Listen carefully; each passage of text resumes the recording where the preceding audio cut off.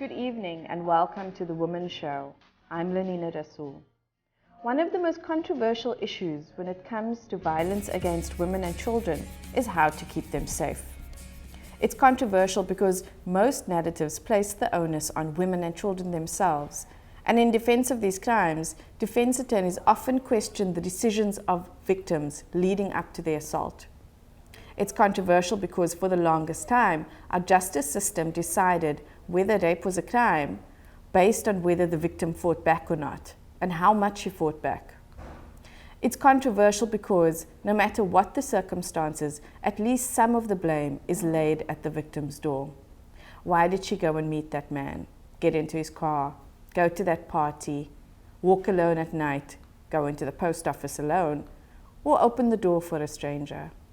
But what does that say about us when the very environments we live in are a hunting ground for rape? On the 21st of March 2016, Sinokolo Mafivuka left her home after 7 p.m. to use a communal toilet about 200 meters away, and she never came back. Sinokolo's half-naked dead body was found in a communal toilet in Khayelitsha on the 2nd of March 2016, and she had also been raped. Tonight, we're not asking how Sinokolo could have done differently to avoid rape and murder, because she shouldn't have had to do anything differently, but rather what is the state's role, responsibility and response to violence against women and children. In 2012, the Khayelitsha Commission of Inquiry was held to investigate, amongst other things, the breakdown of policing and high levels of crime in Khayelitsha. What emerged is that women were not safe. 5 years later, despite clear recommendations on improving policing and safety in the area, it seems nothing has been done. Tonight, we speak to the Social Justice Coalition about policing and safety for women in disadvantaged areas. But before that discussion, let's have a look at what you think about women and safety.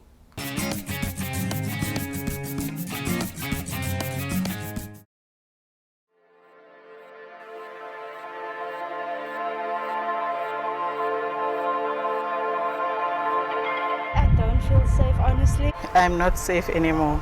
It's not safe at all. As a father to a daughter, after hearing the crime that's happening, I think that no, we are not safe in our community. I'm coming from Philippi.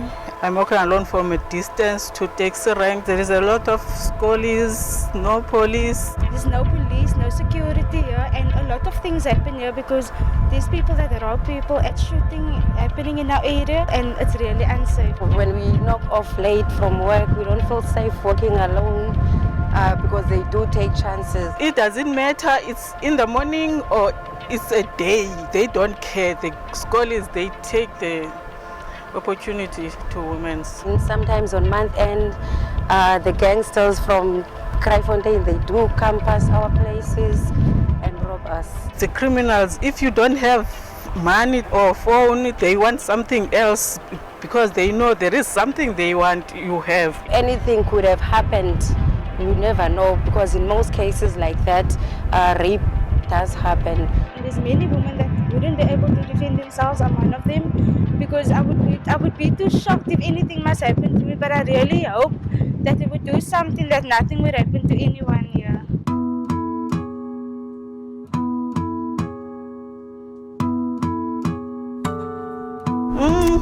I just want to say the police must take care of us, especially women. But I would really appreciate if they put securities, or the police can even stand here just to show that they are helping or doing anything. If our police can be more visible, it can also help as a deterrent to the crime in the area. You know, the police, even if you work alone early in the morning, they're gonna just pass you.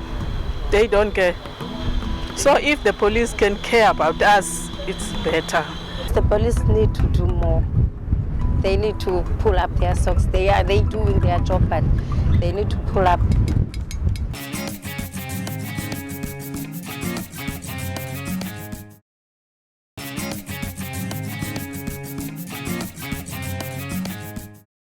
Welcome back. You're watching the Womxn Show. I'm Lenina Rasool. It's been 5 years since the Khayelitsha Commission of Inquiry, which took place because of a breakdown between the community of Khayelitsha and the police. there were several recommendations made in order to fix this and also improve the safety within the community. 5 years on, nothing has been done. With me in studio today is two representatives from the Social Justice Coalition. We've got Mandisa Dyanti, who is the Deputy General Secretary at SJC, and Khadija Bawa, who is a researcher. Welcome and thanks for joining us. Hi, thank you for having us. Okay, so I'm going to jump right in. The SJC has released sort of a few articles saying that 5 years after the Khayelitsha Commission, there hasn't been much progress. And so let's start with looking at what is a Commission of Inquiry and why was this one held specifically for the community of Khayelitsha? Okay, I think I'll jump right in. And so the Commission of Inquiry that looked into the breakdown of relations between the community of Khayelitsha and the police came as a result of people and organizations working in Khayelitsha feeling that they were not getting the service that they should have been getting from the police. And so having so many women especially being killed and murdered and having no recourse for justice whatsoever. And so communities together with organizations that were working in Khayelitsha at the time decided to really think around what a solution could look like and what could be a mechanism to be used to sort of try and heal relations between the police and communities. And as a result of that, the idea of a commission to be set up came up. And the Commission of Inquiry into Khayelitsha was interesting because if you look at the history of South Africa and how commissions have been set up, is that it has always been a president, a political person calling for a government person calling for a commission. This one in particular was people on the ground saying we need a commission to look into this pressing issue. So having that commission set up was a victory on its own because it was called for by the people and the people fought for it to be set up. If you remember the story, the premier at the time, Helen Zille, wasn't willing to set it up.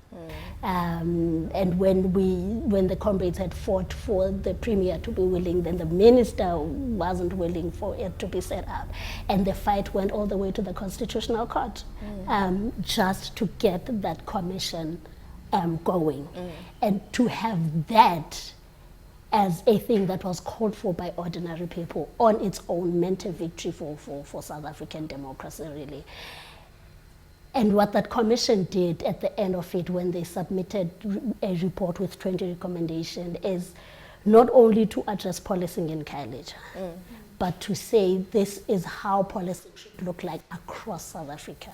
Because the challenges that came up as a result of that breakdown or as reasons for that breakdown looked the same in any township and any informal settlement you could look at in Khayelitsha. If we're talking about this, the resources and how they were distributed and how that was skewed to white well-off communities and to the disadvantage of black communities. That is not only happening in Cape Town. If you look across South Africa, we see that happening. And every other thing that commission came up with and all those 20 recommendations didn't mean an improvement in policing in Khayelitsha, but it meant if these were taken up and these were implemented, policing could look differently for poor people across South Africa. So it's important in that, and this is why as the SJC we continue to call for those recommendations to be implemented, really. And it's a pity that 5 years on, not much has been done. And even in areas where we have seen movement, it's areas where NGOs and communities have continued to lobby and to campaign for those to be taken up. And otherwise, in any other recommendation where no work has been done, we haven't seen any implementation. Thank you. Khadija, I'm going to come to you. You recently published a piece on the Daily Maverick titled Police and Courts Have Failed the Women of Khayelitsha. And so could you give us, just looking at this breakdown of trust in policing or breakdown in policing and that knock-on effect for women, What are some of those issues that women experience? I mean, just the system in itself, right? The system in itself at different stages of reporting, going to court. There are massive gaps, breakdowns, and the Khayelitsha Commission of Inquiry speaks to a lot of those breakdowns, right? So in my piece, I specifically focus on two things. I focus on the FCS units and I focus on the Sexual Offences Court. So the Sexual Offences Court, I'll start off with first, is not part of the recommendations, but as an NGO that's situated in Khayelitsha, working with communities in Khayelitsha, but also as an NGO right opposite the Magistrates Court, we are well aware of what the crime stats look like. We're well aware of how dire the need is for specialized sexual offences court in Khayelitsha. So if you look at the amazing work that the Rape Crisis Center is doing, they have been calling for sexual offences courts to be in communities like Khayelitsha, where the intersection of informality, a breakdown in trust with the police and gender is so stark when it comes to sexual offences that there has to be a specialized court. And Khadija, can I just interrupt? So just for clarity, so we have our normal courts, Yes. and we are calling for a court that deals only with sexual offences. Yes. So you have your normal courts, and then you have hybrid courts, which are courts that deal with some specialized, have some markers of a specialized nature that sometimes deal Like maintenance courts. Yeah. But hybrid sexual offences courts have some of the equipment or the things that we need, the mechanisms that we need for almost a sexual offences court, but don't tick all of the boxes to make it a specialized sexual offences court. So if you look at Khayelitsha, the closest thing that we have to a specialized sexual offences court is a hybrid court in Mitchell's Plain, which, if you know, the community of Khayelitsha is massive, the community of Mitchell's Plain is also massive, and to have just a hybrid court in between servicing thousands of women, almost millions of women, it's a complete injustice, right? So that was one of the things that I focus on in my piece. But the other one is one of the recommendations during the Khayelitsha Commission of Inquiry was that there was only one sexual FCS unit, which is the Family Violence, Child Protection and Sexual Offences Specialized Unit in SAPS. The Commission found that because sexual offences were so prevalent, and domestic violence was also so prevalent in this specific community, that there should be an FCS unit in all three of the precincts in Khayelitsha. And that has not since happened, right? And so it's a massive injustice. A few months ago, we had someone come into our office and she was so distraught because she had the FCS unit in Khayelitsha is situated at Site B, Site B police station in Khayelitsha. And she was so distraught because she had gone to Harare, a police station in Khayelitsha, and they told her that she needed to go, to physically travel, to pay a taxi, to go all the way to the FCS unit at Site B. Wow. And I mean, just the injustice of that entire process, right? Like the dehumanization of you've been sexually assaulted, and according to SAPS's website and to law, you should be allowed to go to any police station that's closest to you or at your convenience. But to go through that dehumanizing process of going to a police station and then SAPS officer telling you, well, actually, no, you need to make all the effort in your most vulnerable moments to go all the way to Site B police station. So, I mean, in the entire process of what we understand sexual offences, secondary traumatization, domestic violence, trying to get protection orders, all of those things in the precincts in Khayelitsha have a very obviously gendered focus, right? And so when we don't implement these recommendations, we are failing the women of Khayelitsha. Exactly. There's no other way to see it. When there are, the Khayelitsha Commission of Inquiry obviously didn't only make recommendations, but listened to thousands of testimonies of women who specifically told of their stories with interacting with SAPS officials, right? So if you're not listening to those stories, you're not listening to the recommendations, you're seeing that there's a problem, you have a solution, but you're not willing to implement them, you are intentionally failing the women of Khayelitsha every single day. And then again, just to clear up also that FCS deals specifically with normal police officers cannot open or deal with the case of domestic violence or sexual violence or sexual abuse cases with children. That must go through FCS.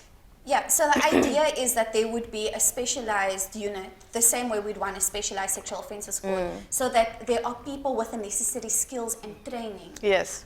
who can deal with these very sensitive issues through the lens of justice, but also through the lens of a victim-centered response to injustice. Yes. Yeah. And then just to clear up for the audience, the SAPS policy does say that you can go to any police station and they are required to open a skeleton, at least a skeleton docket that can be transported to whichever jurisdiction or FCS unit.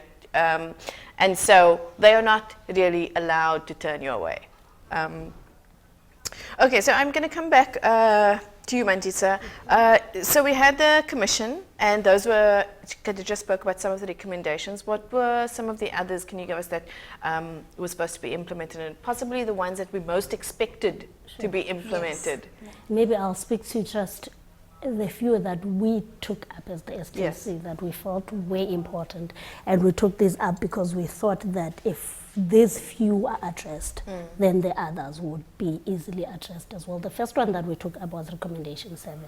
Recommendation 7 speaks to the way in which police resources are distributed between the different areas, would really fall into different races and classes. And can we just, so by resources you mean things like? Yeah, I'm gonna get into that. So when we speak about, and that recommendation spoke to really just human resources, in terms of the people, the police officers available to deal with cases in police stations. And so what that recommendation said was that in 2014, which really marked 20 years of our democracy, we still had a police service that distributed police in a way that still reflected apartheid style, where a place like Khayelitsha, with very high conduct crimes, violent conduct crimes, would have very limited resources of police, so very limited police officers available to deal with cases, as opposed to well-off areas like your Claremont, where there's a very low rate of crime, conduct crime, and you find that their police resources are just available limitlessly. And so how the system that SAPS uses to distribute police resources is called the THRR. Khadija will tell you what that means. And so it really relies on reporting, right? The more the area reports, the more police resources are given to that area. Okay. But if we look at Khayelitsha, let's go back and look at Khayelitsha as an example, and look at why the commission was set up, which was a breakdown in relations between the communities and the police. And what that meant was that people had no faith in the police, right? And having no faith in the police means you report less. So the less you report, the less resources you get, because how it looks like there isn't crime here, because reporting takes into consideration all sorts of things that are being reported. Things like a cell phone being stolen, a handbag being stolen out of a car, and all of the things that well-off people would report, because you need your insurance to pay out, because you have faith in your police that even if you report a cell phone being stolen, something will be done about that. And so the less an area reports, the less resources are distributed to that area. And so there's always that vicious cycle that makes it look like there's more crime in Claremont because there's more reporting, and there's less crime in Khayelitsha because there's less reporting, and there's less reporting really because there's no faith in the police. Nothing will be done. So Nothing will be done. And people in Khayelitsha don't really have insurances and property that they insure that they will be forced. Even if you don't believe anything will be done, you just need to go report so that you have a case number so that you can claim from your insurance. People staying in Khayelitsha are not people that have property that they insure. So reporting is less and less. And so what we were saying when we took the minister to court. So what we did with that recommendation 7, was to try and campaign to say, so this is the first recommendation that we need to address. Because the more visible the police, the more resources we have, the more faith people we have in the police, right? And so what we were saying is that the way in which, and this is what the recommendation was saying as well, that the way in which police resources are distributed discriminates on the basis of race and poverty. Because the blacker you are, the poorer you are, the most likely that your police station is less resourced. And so having campaigned and engaged with the Ministry of Police, the minister, and the commissioner on different levels, really, we were left with one resort, which was to litigate. So that the Equality Court could then force SEPS to actually implement this recommendation. And so we did work there and went to court, and in December last year, the Equality Court here in Cape Town ruled to our favor to say, really, the way in which police resources are distributed is discriminatory and it's irrational. And therefore, there needed to be an urgent rehaul of how that system worked, to look at where conduct crime is, crime like murder. So if you look at Khayelitsha and look at the overall crime, you will see that there isn't a lot of crime being reported from Khayelitsha. But when you specifically zoom in and look into murder, Khayelitsha suddenly shoots up. In fact, most of informal settlements or townships suddenly showed up. Places like Nyanga start to appear, places like Khayelitsha start to appear, in Fuleni, Delft.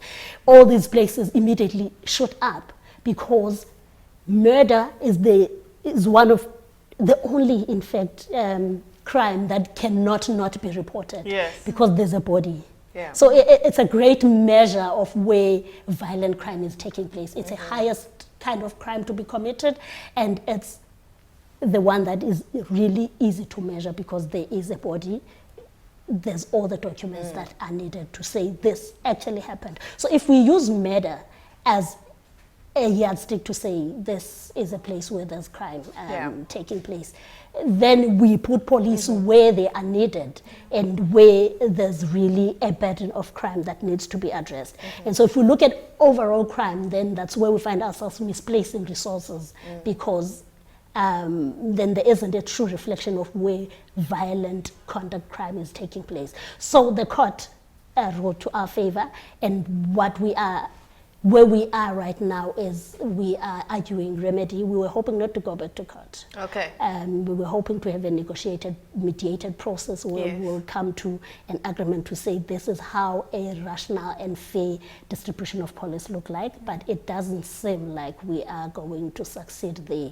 So we're going back to court probably early next year to argue what remedy should look like. Yes, and just to be clear, 2014, 5 years ago, the distribution of, there are not enough police officers in Khayelitsha. Yes. 2019, 5 years later, still not enough police officers in Khayelitsha.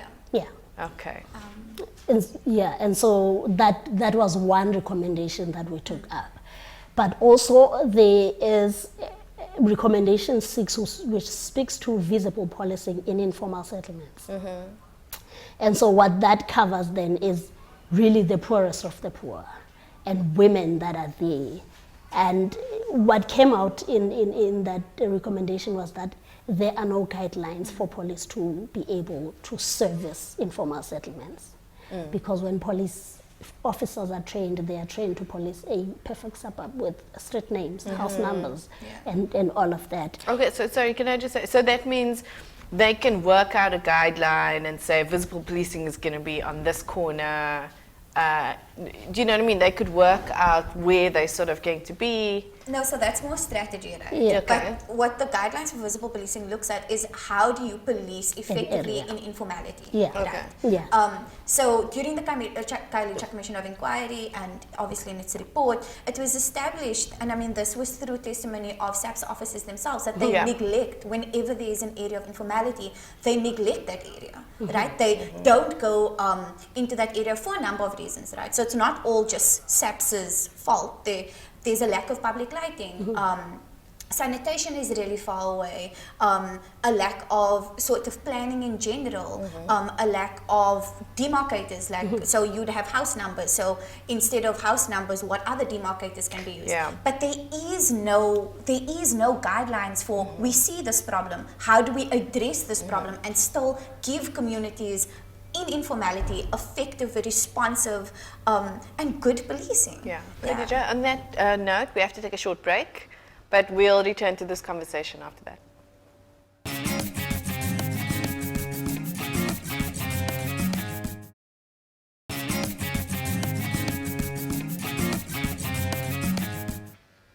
Welcome back. You're watching The Womxn Show, and we are discussing the Khayelitsha Commission. It's been 5 years since recommendations have been made, and in 2019, the situation remains largely the same. And I'm in studio with Mandisa and Khadija from the Social Justice Coalition. So just coming back to, Khadija, what you were saying before the break, which is that there are no guidelines for policing in informal areas. And what this means is, you mentioned very specific things. You mentioned where there's no lighting, you mentioned the toilets are very far, and a few other issues that specifically speak to me as dangerous situations for women. Yeah, exactly. Yeah. So maybe we can just chat about the knock-on effect of not having sort of an effective policing structure, and what that means for women and gender-based violence. And we know also, Khayelitsha being very far out, that women are getting up very early in the morning, returning home at night. This is, for me, a particular issue, given that women are often blamed for putting themselves in dangerous situations. But you cannot not get up at 4 o'clock in the morning to leave for work. Exactly. So what did some of that testimony from women sound like in relation to these factors? Maybe if you... So maybe a couple of examples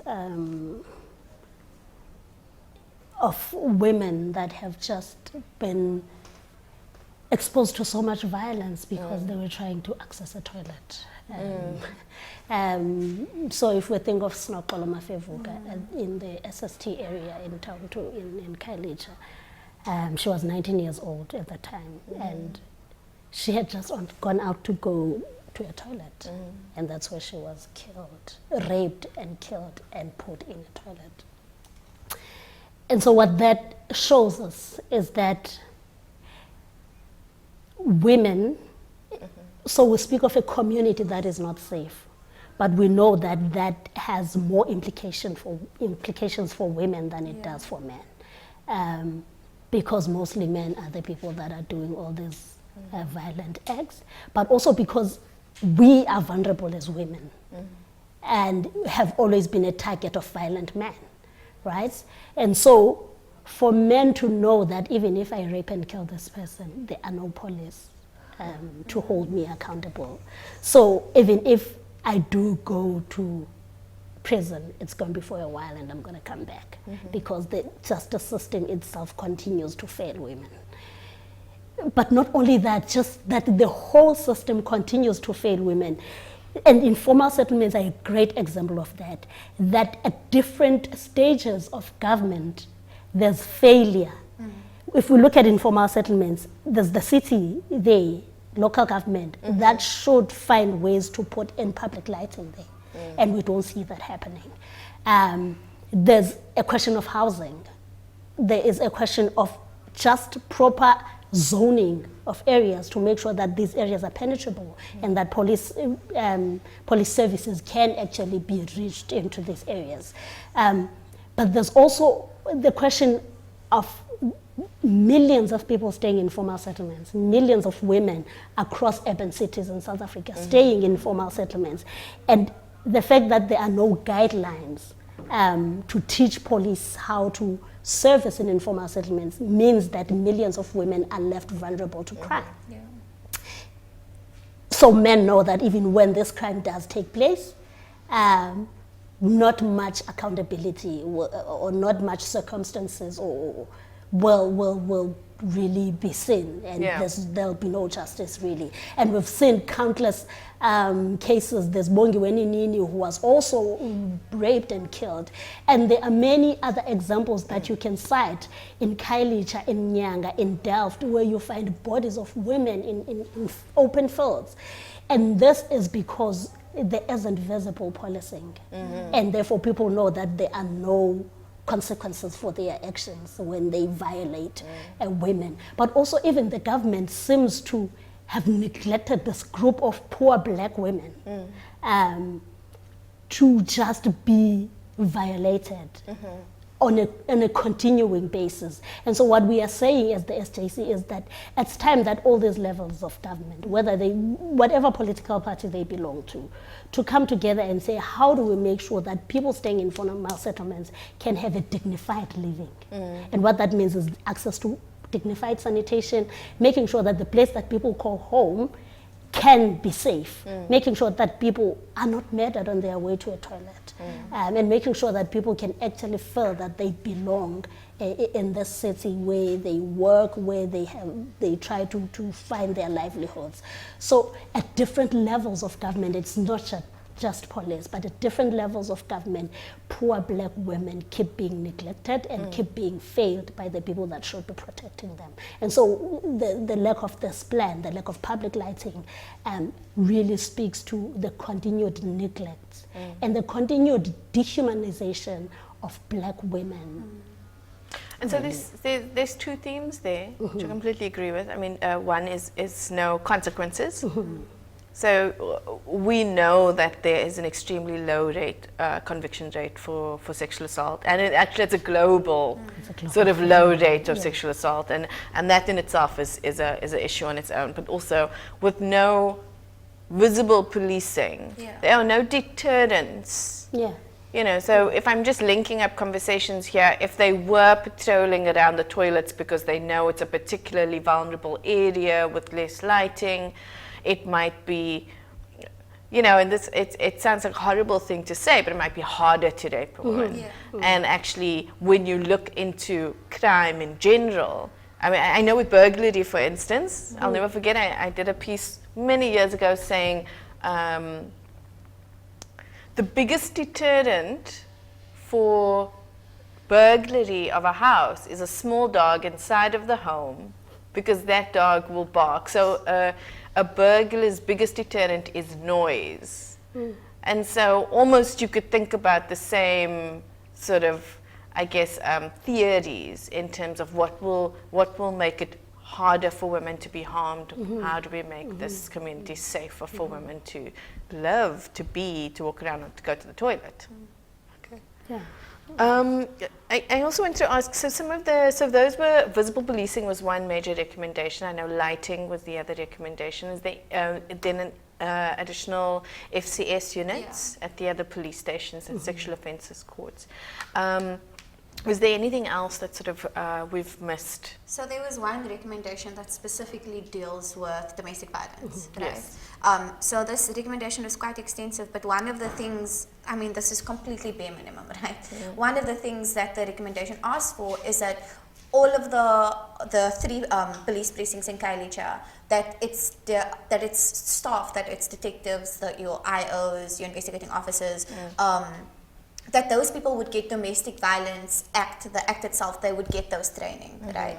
And in a study done by the Western Cape government on community safety, done last year in 2018, found that the amounts of, I mean, I think in Lingolete West it was 78% of that precinct had not gotten that training. In another station it was 85%, right? So this was a 5-day domestic violence act training, and SAP's office just didn't show up, right? And so that could be for a number of reasons, but I mean, over the last 5 years, there should have been at least this bare minimum thing should have been complied with. Because if you don't know the act, how can you possibly implement it, but also give women the dignity of telling them what their rights are and treating them in a way, in this very vulnerable position, treating them in a way that is humane and is in line with justice. I mean, I can't remember exactly when it was, but before Bheki Cele was obviously the Minister of Police, he had said that women should be held criminally liable for withdrawing charges, right? Yeah. And that just, it blows my mind. I think about it every few months, that this person once said this and is now the head of policing in South Africa. And so obviously his perspectives could have changed, that might be, but not understanding the complexities of why women lay charges on a Friday night, when you know that most murders are committed from Friday to Sunday, right? Why women lay those charges? Why when alcohol is involved, women are particularly more vulnerable, right? And why come Monday? Because of a variety of reasons, but one of them especially being, you know, financial manipulation or financial dependency. Why women, especially women with children, choose to withdraw those cases, and how that is not really a reflection of women, it's a reflection on the system. Right? Exactly. It is a reflection on the system that fails them. And so when you're angry at women for this reason, or the fact that they withdraw, you're completely ignoring the help and the support that they need to get out of abusive relationships, or to get out of a system that makes women less employable in South Africa, right? Makes women more financially dependent on men in South Africa, especially women in informality, right? So, I mean, that recommendation specifically speaks to the Domestic Violence Act, speaks to the nature of protection orders, and to just think of the now minister's words back then, that women are to blame. You know, they are the ones that are spending our dimes, our tax-paid dollars on opening cases and then closing it. It's a complete lack of understanding, and it's really it's gross. It's really, really gross if you think of how SAPs then on a large basis interact and treat women who have been domestically abused. Yeah. And so maybe the point of them being trained to understand what the Domestic Violence Act speaks to should have been a way of sensitizing them, for them to understand what it means to be violated in that manner, and for them to be equipped to be able to respond to that. And so to have 78% in one police station not attending, and 51% in the other, and 85 in the other not means that these people aren't equipped to deal with domestic violence cases.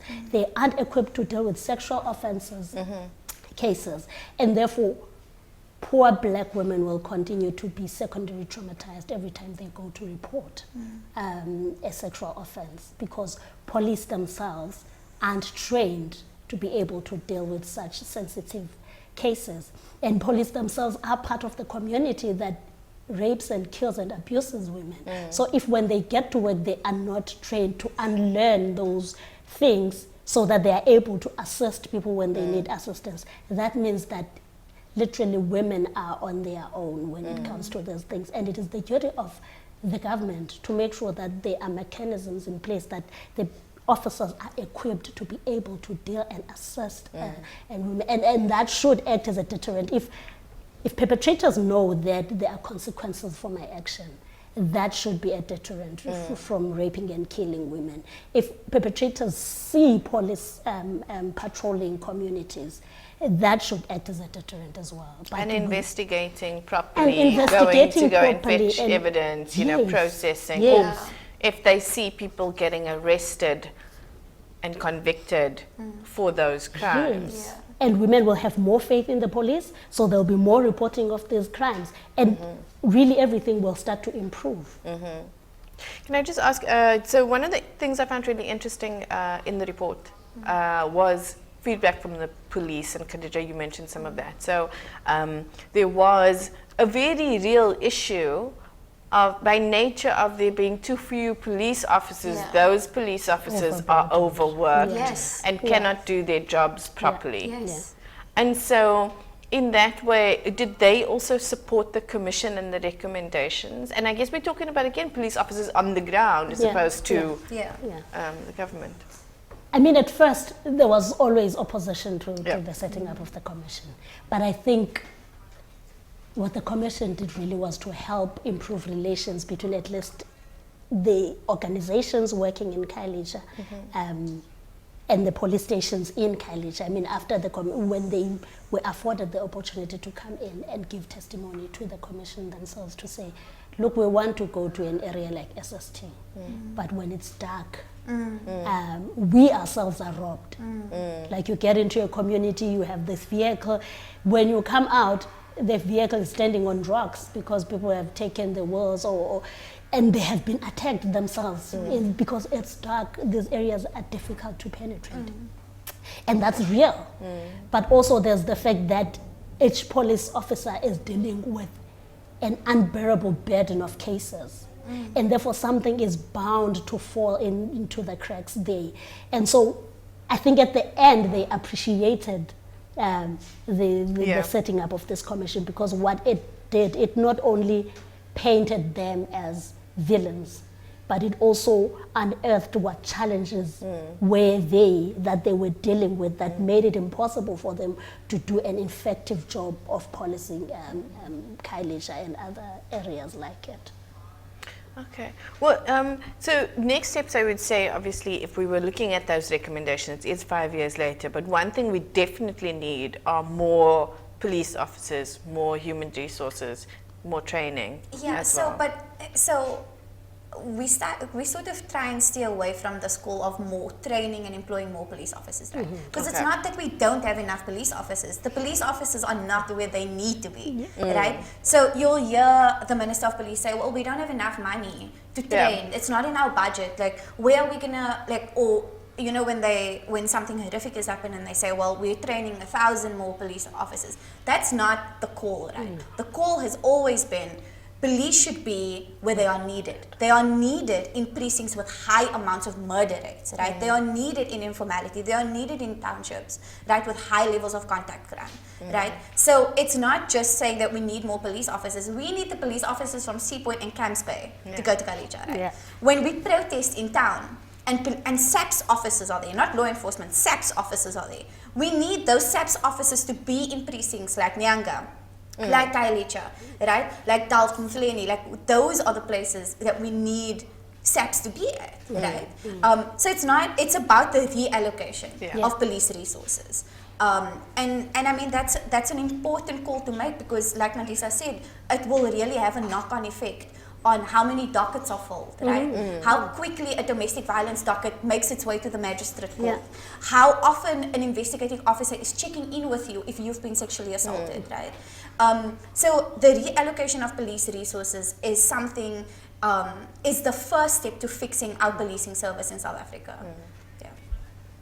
Okay. And any more recommendations? I always like to sort of end off. Were there any ways that let's say community and police had decided were going to work together? Yeah. So, or from the community side, how they would contribute? Yeah, there were a lot of those recommendations. I think 3 of the recommendations specifically deal with SAPs, with CPFs, so community police forums, and then others with SAPs and civil society, and then SAPs with other branches of government.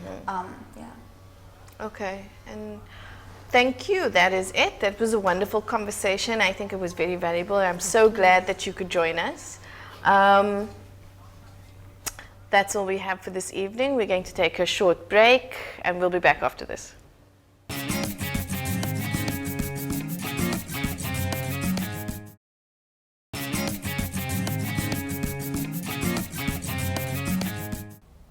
So what does it take to keep women and children and communities safe?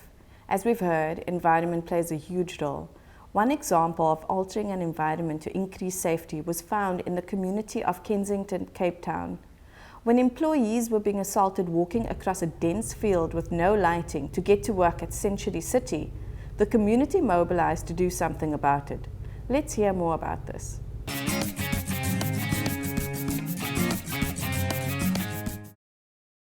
Can you tell us what was this community, especially this area where we're standing at the moment, what was it like before now? Oh, this is a crime hotspot. of note. Before this precinct of the Century City Station was totally undeveloped. It was overgrown, it was almost like a forest.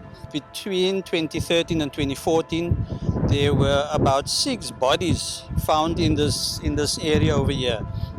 It became a killing field where females, they were raped and their bodies dumped here. With people, pedestrians walking across here to the canal walk and Century City side, people are being robbed by knife point, by gun point on a regular basis. And it took the community to get together and stand up and said we had enough of this. We eventually had to put together 2 neighborhood watches to patrol the station. But from Transnet or from the city, nothing really happened until the community decided to do something about it. And still it's not sorted out. It's still not safe. You can see what it looks like. You know, since this Century City and the Canal Walk opened in 2000, and then the station in 2010 for the Soccer World Cup, we had numerous meetings with stakeholders such as Transnet and the City of Cape Town and that to improve the safety of this precinct here, for females especially, females and children. And a lot of our females work in the Century City area, and there's no vehicle access to that side. So they use the pedestrian walkways to get across here to Canal Walk, and it's unsafe, and all we can do is keep on fighting.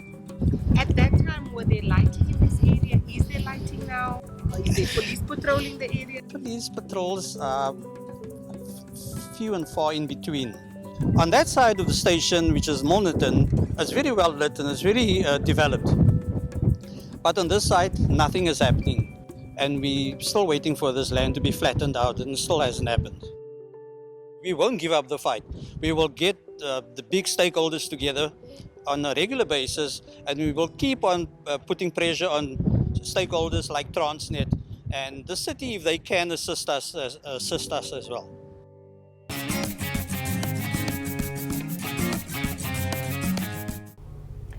Khayelitsha and Kensington are just 2 of many communities across the country that face these same concerns about policing and safety. Taken at face value, after a high-profile and expensive Commission of Inquiry in Khayelitsha with barely any improvement, one has to wonder whether the safety of women and children is really a priority on the national agenda, or whether we're just playing lip and policy service to this issue. That's all we have for tonight. Let us know your thoughts on the matters via our Facebook page at The Womxn Show. I'm Lenina Rasool. Good night.